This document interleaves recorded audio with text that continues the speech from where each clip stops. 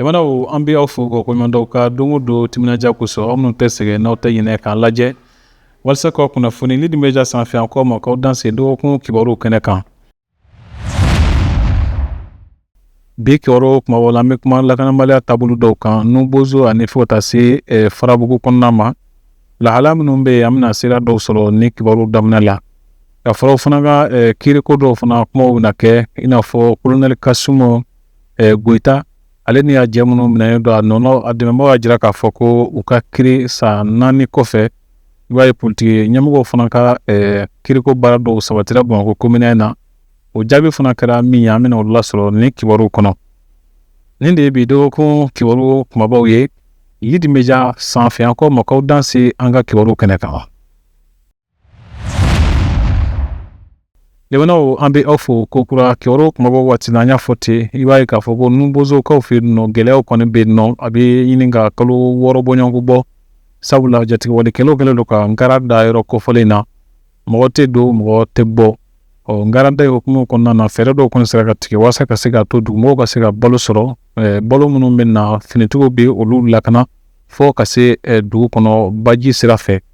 o hukumu kɔnɔna na an sera ka sira dɔw ta Nubozo kɔnɔna na an ko siraw lamɛn ni kumakanw na. I b'a ye fana k'a fɔ ko Farabugu dɔgɔkun tɛmɛnen na jatigɛwalikɛlaw bɛna nin dugu kofɔlen kan a ko gɛlɛyara kosɛbɛ fɔ dugumɔgɔw bɛɛ lajɛlen bɔra dugu in kɔnɔ ka taa u yɛrɛ sɔrɔ dɔgɔfiri ani yɔrɔ wɛrɛw la.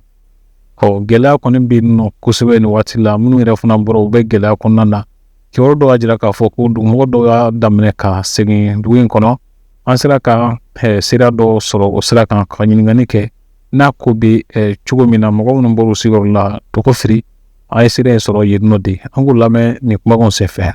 Bon jadisiw nana bɛn an ka mɔgɔw kan tarata donya dɔ fɛ ka bɛn kalo tile 4 ma marisi kalo tile 4 k'a daminɛ o don kana se bi ma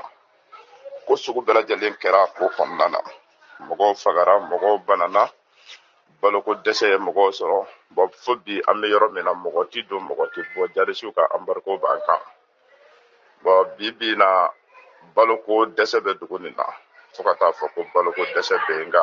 bi ka fisa ka tɛmɛ kɔrɔlen kan ka sababu kɛ baji donna bon ye boso de an sigilen don jida de la jadisiw kɛlen don k'aw daga sigi an da la yɔrɔ damadamanin na i b'i to an ka dugu la i ɲɛ b'u la mɔgɔ tɛ se ka bɔ ka na ji ta bada la o bɛ kisɛ wuli kan sɛnɛkɛ ko kɔni o kuma tɛ ka taa mɔnikɛ yɔrɔ la o kuma tɛ k'a daminɛ o don kana se bi ma ko bɛ cogo kelen de la nka an bɛ Mali faamaw fo ka wale ɲuman dɔn n'a gɛlɛyara tuma o tuma n'a y'an kan bɔ o ma walahi o b'an jaabi o yɛrɛ de kɛra ni bi y'a sɔrɔ dugu in bɛ yen n'o tɛ bi tun b'a sɔrɔ Nubozo wulila nka hali bi an kɔni bɛ dɛmɛ min ɲini faamaw fɛ o k'aw jija min b'a to mɔgɔ ninnu daga sigilen bɛ an dala yɔrɔ min na o bɛ se ka wuli ka bɔ yen cogo min na o bɛ yɔrɔ min na yɔrɔ dogolen tɛ dugu kuturu u ye dugu nin wuli ka n'aw sigi dugu nin na an kɛrɛlen kama depuis sunkalo tile 4 don kana se bi ma u b'a fɔ dugu in ma ko Nundaga tubabukan na u b'a wele ko Nunpelu mɔgɔ minnu bɛ yen u ye dugu bɛɛ wuli fɛn o fɛn bɛ dugu in kɔnɔ bi a bɛɛ ye jadisi marifatigi ye n'o tɛ muso tɛ yen denmisɛnnin tɛ yen o sigilen bɛ yen an ka dugu nin sanfɛla cɛ yɔrɔ dɔ bɛ yen u b'a fɔ ma ko siratigi daga o siratigi daga in fana bi o daga sigilen bɛ yen ji kɔni donna bi an ka mɔgɔw bɛ se ka mouvement dɔɔni kɛ mais a bɛɛ la fana n'i bɔra dugu nin kɔnɔ mètre 100 ɲɔgɔn sisan ko i bɛ taa i ka jɔ da pour i bɛ se ka najɛgɛ sɔrɔ o bɛ kisɛ wuli kan o sigilen bɛ o yɔrɔ fana na yɔrɔ dogolen tɛ bon yɔrɔ wɛrɛ bɛ yen tuguni an b'a fɔ a ma ko Nuseku ka daga o sigilen bɛ yen fana na ni mɔgɔw bɔra yen côté fana fɛ o bɛ kisɛ wuli a tigi kan an kɔni bɛ min ɲini faamaw fɛ baloko dɛsɛ b'an na o ye tiɲɛ ye dɛ mais mɔgɔ ninnu ka se ka wuli ka bɔ an dala yɛrɛ n'o tɛ marifakisɛ tɛ maa sigiɲɔgɔn ye k'a fɔ diɲɛ don o don sɔgɔma fɛ wula fɛ i tɛ se ka i kun bɔ kɛnɛma mugu bɛ ci la bon anw yɛrɛ t'a dɔn a kun yɛrɛ ye min ye o bɛ ka jumɛn de fɔ k'an ka don o nɔfɛ bɛnkan na n'i donna o nɔfɛ bɛnkan na o bɛnkan ye sugu jumɛn i bɛ fara armée Mali kan enfin i bɛ fara o kan ka armée Mali kɛlɛ ni armée kun bɔra sira min fɛ fo téléphone ka kɛ e de bolo i ka olu ɲɛmɔgɔw wele ko armée bɛ na yan o bɛ boli ka na don aw de nɔfɛ aw ka dugu kɔnɔ tuguni ka na o dogo ye armée t'u sɔrɔ wa u bɛ tila k'aw ka jakusa sariyaw sigi aw da la mɔgɔ o mɔgɔ b'an kɛrɛfɛ bi n'i y'a dugu sigi 100 o 100 90 bɛɛ ye bɛnkan nin ta bon 90 min ye bɛnkan ta nin olu fana lafiyalen tɛ o bɛnkan kɔnɔna na o bɛna dugu kɔnɔ k'a fɔ ko a y'a ka musow d'a ma o bɛ taa ka taa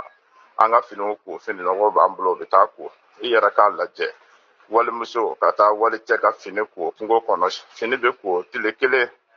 a mɛnlen de y'o n'o tɛ ɛri dama dama ni fini bɛ ko ka ban mɛ muso bɛ semaine kelen kɛ o bolo ni mɔgɔ min banna ko i muso tɛ taa o bɛ wari hakɛ dɔ fɔ o b'a fɔ k'i k'a sara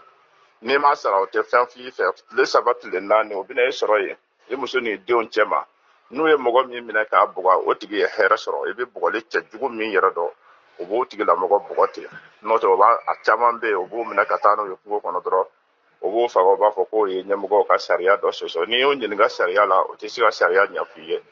dugu fɛn o fɛn donna bɛnkan na bɛɛ bɛ nin gɛlɛya sugu in de kɔnɔ mɛ olu kɔni bɛ bɔ ka taa yɔrɔw la o bɛ segin o ka fisa na anw ye dɔɔnin an fana ko an tɛ sɔn o de ma an tɛna armɛ janfa an tɛ faso janfa anw ye malidenw. Mali ka gunola kunnafoni disoba ɲɛmɔgɔ kɔrɔ n'o ye sécurité d'état ɲɛmɔgɔ kɔrɔ ye colonel major Kasum Goita ni a jɛdɔw minɛnen don a bɛ san 4 bɔ bi u ka kirikow ta la ka se ka kɛ laɲiniw fana kɛra fiɲɛbɔ da ka di u ma olu fana ma se ka sira sɔrɔ a ka sɔrɔnadumando y'a fɔ ko olu y'a ɲini k'a fɔ ko ma kɔfɔlen ninnu ka kiri ka kɛ walasa a ka dɔn n'u jo b'a la n'u jala k'i fana b'a la o fana ka dɔn bɛɛ lajɛlen k'i ta ni i bila dɔ ko kuma kɔnɔna na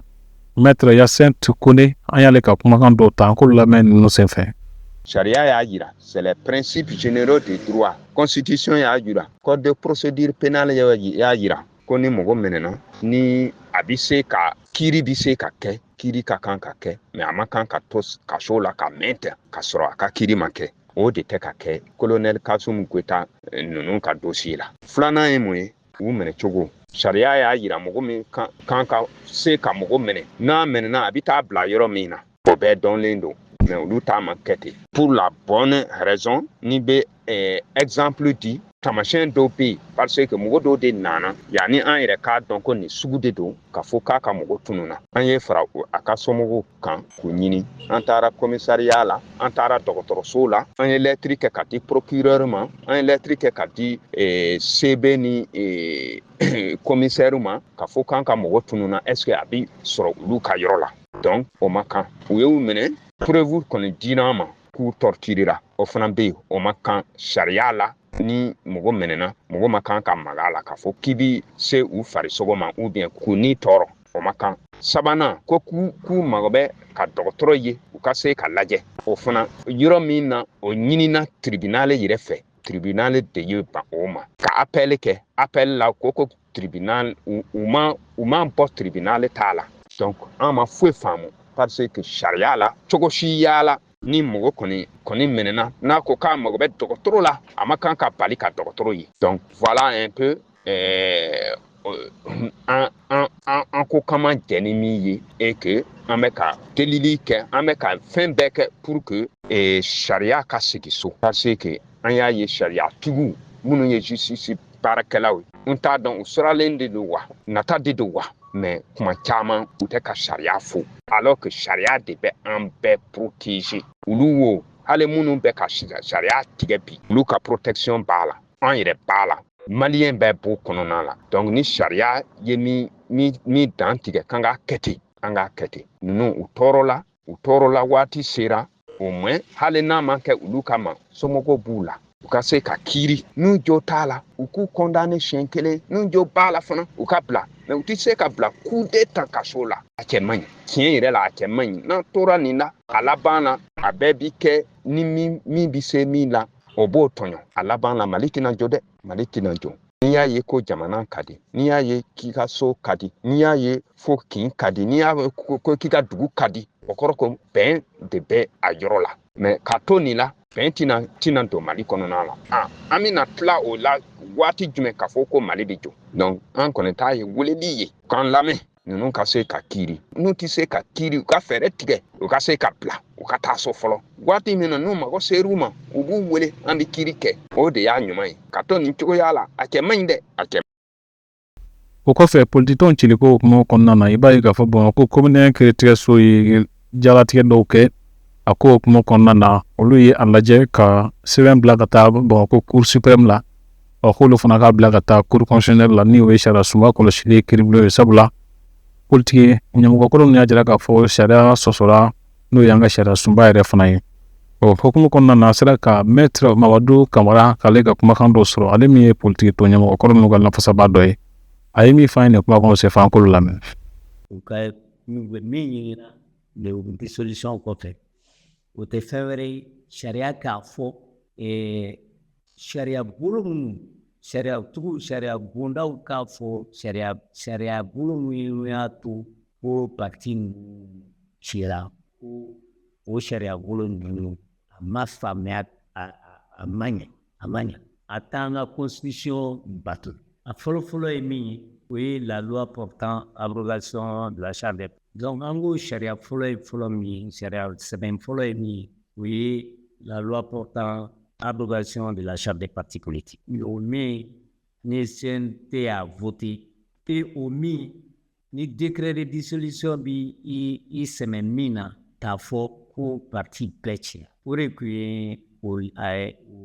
baara in kun ye mun na an ye tribunal saisi komi an ka Mali sariya sunba b'a fɔ a ka article 153 ko ni kiiri dɔ kɔnɔna la fan dɔ y'a fɔ ko loi min application bɛ sen na loi min ka kuma don ko loi bɛ sariya sɔsɔ ko mɔgɔ minnu bɛ kiiri la a fankelen bɛɛ bɛ se ka a kelenna bɛɛ bɛ se ka a demander tribunal fɛ a ka dossier bila ka taa a ka affaire bila ka taa cour constitutionnelle la fɔlɔ cour constitutionnelle bɛ sɔrɔ k'a fɔ ni loi in n'a bɛ a b'an ka sariya sunba sɔsɔ n'o ye constitution ye n'a t'a sɔsɔ donc an ye o de waleya ka Bamako tribunal de grande instance ninnu bɛɛ saisi fo ka bɔ commune 2 la bon tribunal caman y'a ka jaabi di dɔw ko olu ma yamaruya ka a kuma fɔ bon ne bolo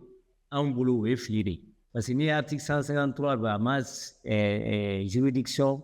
tribunal bɔ an kun y'o de laɲini kɛ k'a fɔ donc an ka article 153 comme an ka constitution promulguée par le président de la transition lui-même donc a bɛ bolila Mali sariya ko donc an y'o de fɔ tribunal caman ye dɔw ko n'u tɛ se ka kuma fɔ ko parce que loi interprétée ou loi application t'olu ka baara ye bon o kɔni ye fili de ye parce que n'i ye constitution in ta k'a lajɛ a m'a fɔ olu ka loi juger a m'a fɔ tribunal si ka loi juger a ko n'i y'a kuma wulila de tribunal kan k'a bila ka taa constitution article 153 b'a fɔ de ni kuma wulila ni sɔsɔli nana ko loi dɔ bɛ yen nɔ a bɛ constitution sɔsɔ a n'a bɛ bɛn ou bien n'a tɛ bɛn tribunal k'a bila ka taa cour constitutionnelle la donc o sɛbɛn yɛrɛ b'a yira ko tribunal mɛ a kuma bɛ wuli min ɲɛna o t'a juger o donc n'o tigi tilala k'a fɔ ko ayi ale tɛ se k'a kuma fɔ dɛ parce que ale tɛ se k'a juger o ye fili de ye parce que a ma fɔ a ye k'a k'a juger bon tribunal de grande instance de la commune 1 de ye article disposition in faamuya constitution ka fɛ k'a faamuya a togoya la a ma fɔ a ye a ko bɔn kuma min wulilen don ale fɛ k'a kɛ il faut suspendre ale tɛ se k'o suspendre fɔlɔ dɛ fo constitution k'a fɔ ni loi min taara ni a b'ale sɔsɔ ou bien n'a t'ale sɔsɔ donc ne bolo nin décision ɲumanba de min b'a yira an bolo nin décision in b'a yira ko maliyɛnw jigi kan ka da u ka sariya so kan u ka justice kan. O kɔfɛ seko ani dɔnko hukumu kɔnɔna na Mali jagilana bɛ wele ko Siniyasi su saba Sise ale ye jɔnjɔn dɔ sɔrɔ Lamɛrikɛn jamana kɔnɔna na ka sababu kɛ a ka ja kura min n'a wele ko i janto ja in dilanna Mali gɛlɛya kan ani maliden minnu ye gɛlɛya sɔrɔ minnu bɔra sigiyɔrɔ la ka sababu kɛ kɛlɛ ani olu de kumana ka masalaw kɛ a ye olu de ja in baara kɛ o cogo de la a ye fɛn caman faamu lakanabaliya ko hukumu kɔnɔna na ni ka tila ka maa degunnen ninnu ɲitaw lafasali baaraw kɛ ja in sɔrɔla ka da o yɛrɛ de kan an ye a ɲininka a ye min fɔ an ye nin jaw la an k'olu lajɛ. Ne tɔgɔ Susaba Sise n ye jabɔla ye Mali la a ma mɛn kosɛbɛ n ka filimu jabɔ a tɔgɔ i janto a ye prix dɔ sɔrɔ Amérique ani Amérique kɔnɔna la kɔni a ye prix saba sɔrɔ bon prix ninnu fɛnɛ dira an ma parce que filimu in kɛra sababu ye ka tiɲɛ dɔ en tout cas yira kɔfɛ mɔgɔw la mun tɛ mun dɔn Mali ko kan donc o dɔrɔn kama prix in diyara ne ye mɔgɔw b'a fɔ ko i bɛ fɛn dɔ miiri ko dɔw kan mɛ i t'a a kɔnɔ ko dɔn donc film nana kɛ sababu ye ka faamuyali caman sɔrɔ an bɛ gɛlɛya mun kɔnɔ sisan mɔgɔw y'a faamuya k'a fɔ ko maliyɛn ka kisɛ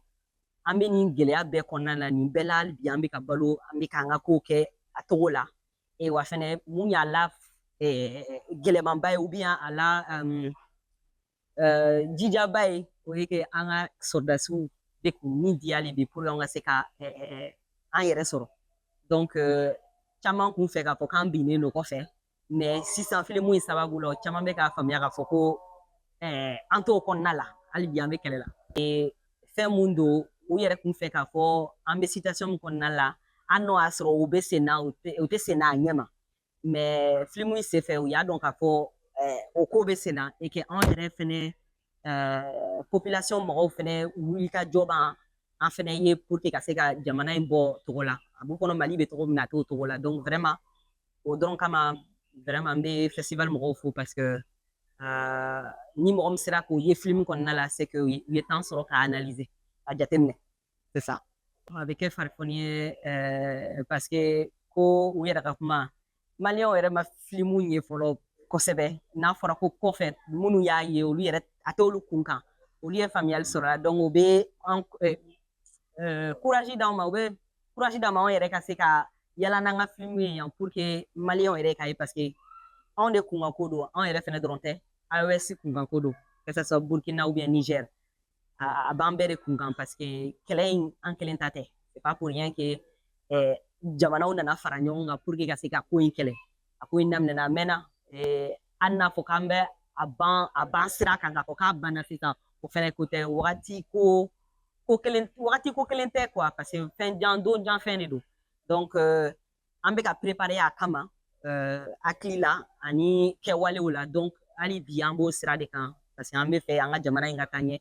jamana in ka taa ɲɛ o y'anw yɛrɛ de fɛnɛ ka taa ɲɛ fɛnɛ ko ye donc jamana n'anw bɛɛ ye kelen donc il faut ka hali bi Mali ka bɔ nin cogo kɔnɔ tagalen ɲɛfɛ an kɔni bɛ ka mun laɲini sisan c'est que hali bi an ka jamana ɲɛmɔgɔw ka fara an kan filimu in ka se ka ye Mali bɛɛ kɔnɔna la ani sous région kɔnɔna la parce que comme n y'a fɔ cogo min na filimu in tɔgɔ yɛrɛ b'a a yɛrɛ fɔ i janto k'an janto mun na k'an janto Mali la k'an janto AES la k'an janto an ka sigida la an yɛrɛ ka kɛwalew la parce que an bɛ wagati min kɔnɔna la kɛlɛ in tɛ sɔrɔdasiw dɔrɔn ka kɛlɛ in ye yɛrɛ de k'a kɛ komi i n'a fɔ an ka tabiya n'an ka taabolow yɛrɛ de k'a tunu donc a dabɔlen don de kama parce que n'i ye kɛlɛ fɔ ko kɛlɛ bɛ siyaw ɲɔgɔn cɛ alors que bi an ka jamana in kɔnɔ i tɛ se ka siya kelen fɔ parce que an bɛɛ furula ɲɔgɔn ma bɛɛ ɲagaminen don donc i bɛ taa sɔrɔ siya bɛɛ jeli dɔɔni bɛ bɛɛ la donc an tɛ se ka siya ko kɛlɛ kuma fɔ donc n'a fɔra tuguni k'an bɛ se k'a fɔ k'an bɛ sɔrɔdasiw bɛ kɛlɛ la u ni janfalamɔgɔw bɛ kɛlɛ la janfalamɔgɔ ninnu fɛnɛ dɔ tɛ dɔwɛrɛ fɛnɛ an dɔ b'a la a ɲagaminen don donc vraiment an kɔni mun kɔni ka di ne ye c'est que film in ka se ka ye kosɛbɛ pour que a ka mɔgɔw ka yeta ni hakilina falen an ka se ka kɛlɛ in ye togoya mun na a bɛ togoya mun na yɛrɛ a k'a dabila k'an yɛrɛ nɛgɛ k'a fɔ ko kɛlɛ in bɛ yan fɛ de a t'anw kan a bɛ nin kan o de ka dabila an bɛɛ de kun kan ko don bɛɛ de kan ka fara ɲɔgɔn kan pour que ka se ka kɛlɛ in ban baara mun bolodalen don an bolo an bɛ fɛ ka filimu in bɔ quartier ani mun yɛrɛ a gɛlɛma yɔrɔ ye filimu in ka se ka bɔ kan kɔnɔna la c'est à dire n ye mɔgɔ minnu ja ta u ka se k'u yɛrɛ ye filimu in kɔnɔna la u k'a dɔn n ye mun kɛ ni filimu ye bon wagati in kɔnɔna la gɛlɛya kɔnɔna kɔnɔ n ma se k'a lasɔrɔ mais min dalen don a kan hali bi an kana se ka sécurité mɔgɔw sɔrɔ an fɛ minnu b'an accompagner pour que an ka se ka taa filimu yira u la u k'a dɔn fɛnɛ k'a fɔ n mana u nɛgɛ parce que filimu tournage kɛra a bɛna san 6 bɔ sisan donc san 6 kɔ dɔw b'a dɔn peut-être u yɛrɛ ɲinɛna u b'a fɔ ko peut-être nana u nɛgɛ ka tanga ka sɔrɔ quand même an y'a baara kɛ a baara ka se ka yira u la olu yɛrɛ fɛnɛ ka tila k'a fɔ an ɲɛna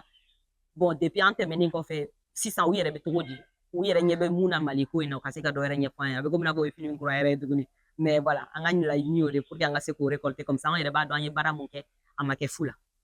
Lebanon de bɛ dan sigi bi dɔgɔkun kibaruw la kibaruw farala ɲɔgɔn kan jɛ ka baara don André Traoré Emmanuel Jara aw kana ɲinɛ ka abonné an ka page la walima ka partager o de b'a to aw bɛ se ka jaw sɔrɔ bila waati la abonnement wari foyi tɛ sara la fu de don da in dɔrɔn ka abonné o la i bɛ jaw sɔrɔ bila waati la ala ka dɔgɔkun wɛrɛ yir'an na